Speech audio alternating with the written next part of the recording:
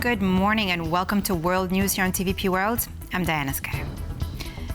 Italian police are investigating 3 separate incidents of what they have called serious sabotage that caused minor delays to train passengers on the first full day of the Winter Olympic Games. Now, the damaged rail infrastructure was found near the northern city of Bologna on Saturday. Police said a cabin housing a track switch was set on fire before dawn. Several hours later, electrical cables used to detect train speeds were found severed, and a rudimentary explosive device was discovered by a track. The incidents caused severe disruption to high-speed intercity and regional train services. The Transport Ministry said the suspected sabotage echoed the opening day of the 2024 Summer Olympic Games in Paris, when France's high-speed TGV train network was struck, causing travel chaos.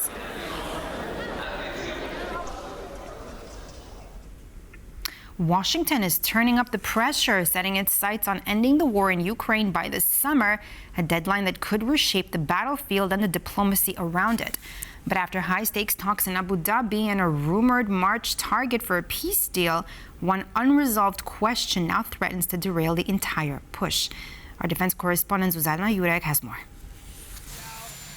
The U.S. is putting its foot down, demanding to see the end of the war in Ukraine by the summer. Though the Americans reportedly floated the March deadline initially during the latest rounds of trilateral talks in Abu Dhabi this week, that timeframe is likely to slip given the lack of agreement on the key issue of territory.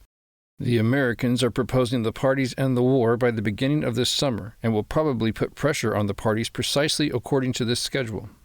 According to sources, during the Abu Dhabi talks, the U.S. insisted on the May referendum, which would see Ukrainian people voting on the details of any peace deal. The vote would also serve as the national election. The Ukrainian president also added that Russia presented the U.S. with a $12 trillion economic proposal, which he dubbed the Dmitriev package after Russian envoy Kirill Dmitriev. However, the details are not yet known. But while Russia appears to be playing the diplomatic ball, it has simultaneously violated the week-long U.S. proposed pause on strikes against Ukraine's energy infrastructure after just 4 days. Another massive Russian attack, in their typical style and effectively in defiance of the diplomatic work that is underway at various levels. More than 400 Russian drones were launched, a significant number of them Shaheds. There were also nearly 40 missiles of various types. The Ukrainian energy minister underlined the scale of the damage these attacks cause. Substations and 750 kilovolt and 330 kilovolt overhead lines, the backbone of Ukraine's power grid, came under fire. The enemy also struck generation facilities, the Burstin and Dobrotvir thermal power plants. Nuclear power plant units were ramped down by staff. As of now, 4.5 to 5 rounds of emergency blackout schedules have been implemented nationwide, while special emergency blackout schedules are in effect in the eastern and northern regions. Poland, meanwhile, vowed to support Ukraine in light of the dire electricity supply situation, the Polish energy minister confirmed. Poland has received Ukraine's appeal for operational energy support. Exports to Ukraine are being carried out while maintaining the security of the Polish energy system. And as Ukrainians emphasize, above all else, these measures strive to achieve one goal. Russians are weaponizing winter against Ukrainian civilians. First of all, they cannot reach any substantial gains on the front line, so they're punishing Ukrainians for actually standing strong and not not going with the demands of Russians to give up our sovereignty, to give up our territory. Particularly that, as the Polish foreign minister stipulated, Russia doesn't hold the cards to play hardball.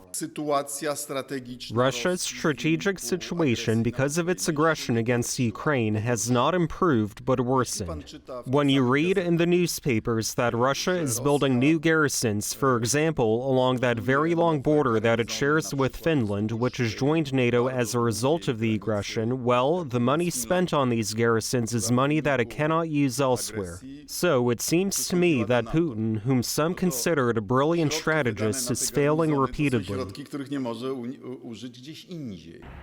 A reality which experts underline is reflected in the deteriorating military realities. The Russian military is so incredibly underperforming on so many different categories and losing soldiers, amputees, those killed at such a high rate that it is, it has definitely taken a toll on the Russian military. Religious leaders, including the head of the Catholic Church, urged to see the Winter Olympics as an opportunity for dialogue and de-escalation. I hope that those who care about peace between peoples and are in positions of authority will be able to make concrete gestures of détente and dialogue on this occasion. A sentiment that the Ukrainian foreign minister emphasized rests on the goodwill of the aggressor, not the victim. We support this appeal. We are interested in a ceasefire, and if Russia once again rejects, it will once again confirm who is the obstacle for peace and who wants to continue this war. The US has already proposed the next round of trilateral talks, and Ukraine has confirmed its participation. The talks could take place as early as next week. For TVP World, Zuzanna Jurek. As Russian strikes on Ukraine's power grid leave Kyiv in a deep freeze, the Davydenko family has turned to an unconventional sanctuary to stay warm. Now, they've swapped their freezing 12-floor apartment for the floor of their family-owned Piggy Cafe, sharing their makeshift home with their 3 children and 7 pet pigs. Inside their high-rise flat, the cold is so biting that laundry stays wet for days and ice forms on the inside of the windows. With the apartment now uninhabitable, the family packs into their small cafe where a humming generator provides a rare source of electricity. There's heating at school, there's water, there's electricity, everything is fine there, so we take the children to school while it's cold, and in the evening we pick them up. They're all right. At night, the dining area becomes a communal bedroom as mattresses are rolled out for the children and their bunch of pets, which even includes 7 pigs. We'll settle to sleep right here now. We're cleaning up, and our piggies will sleep here. Everyone needs to sleep warm. Despite the record low temperatures and constant threat of missile strikes, the family remains strong in their defiance and refuses to leave their home. U.S. President Donald Trump has revoked his additional 25% tariffs on all imports from India. These additional levies were imposed on New Delhi over its purchases of Russian oil. Now, earlier this week, Donald Trump announced a new U.S.-India trade deal that saw basic tariffs on New Delhi reduced from 50% to 18% in exchange for the Asian country halting purchases of Russian oil. Donald Trump has then also revoked the additional 25% tariffs. India relies on imports when it comes to 90% of its oil.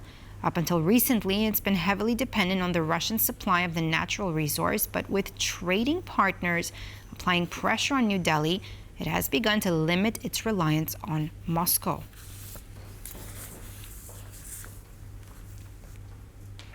No deal, at least not yet. The United States and Iran met in Oman on Friday, but high-stakes talks ended without a breakthrough.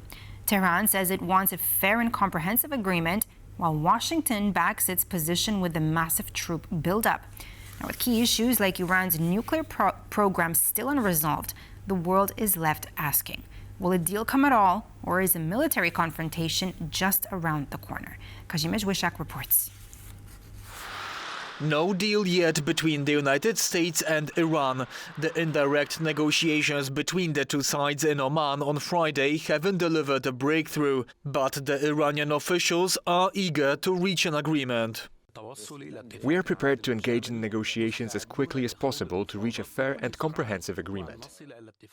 The eagerness motivated by the robust American military buildup in the region, now counting more troops than those gathered near Venezuela earlier this year, when the US forcefully extracted President Maduro. This threat, according to President Donald Trump, seems to be working. We likewise had very good talks on Iran. Iran looks like it wants to make a deal very badly. We have to see what that deal is. But I think Iran looks like they want to make a deal very badly, as they should. That deal looks to be not about the thousands of protesters in Iran who got shot and killed by the regime in the beginning of January, with dozens of thousands more put into prisons, but rather about Iran's nuclear program. One thing, right up front, no nuclear weapons. If we could have made that deal 2 years ago, we would have made that deal, but they weren't willing to do that. Now they are willing to do it. So they're willing to do much more than they would have a year and a half ago. The US leader says there will be a new meeting early next week, and if the Iranian regime needed more convincing, he also signed an executive order on Friday threatening to impose additional 25% tariffs on countries dealing with the Ayatollahs.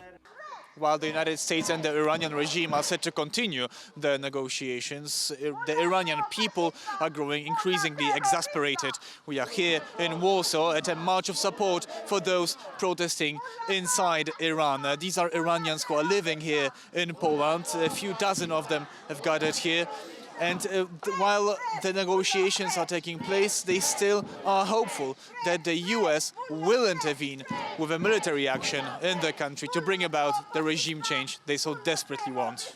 I am afraid of any outcome that says that they will stay, but I don't think so, because we definitely need a military help. Without that, because they're shooting innocent people in the street, random people, they just go, they are mad. We need military force, help. We don't know exactly what's going on behind, maybe Trump is just buying time now. Maybe they want to do a deal, but I believe if anyone like from US presidents that wants to do this, it would be actually Trump. The Iranians living here in Poland are also desperate for any kind of information on their families as the information and internet blackout inside Iran continues.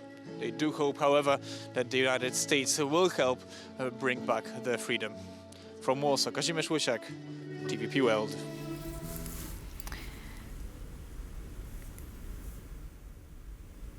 Hungary's opposition Tisza party, seeking to unseat Prime Minister Viktor Orban, has unveiled its election manifesto, pledging to rebuild ties with Poland and end the country's long-standing dependence on Russian energy.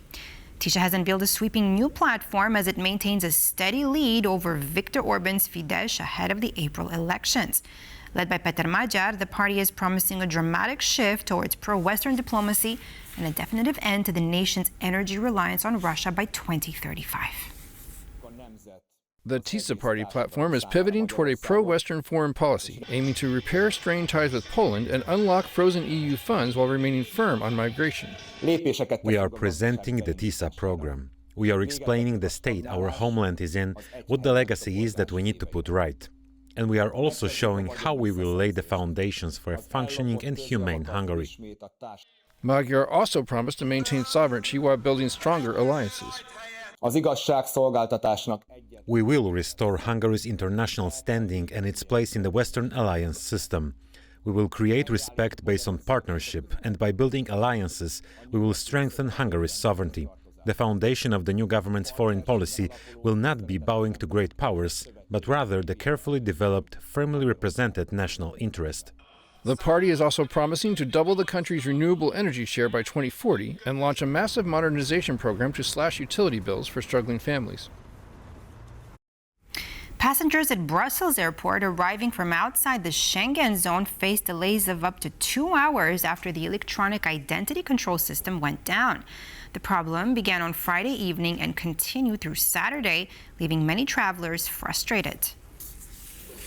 I've been waiting for 2 hours, and in my opinion, we're still looking at another hour and a half.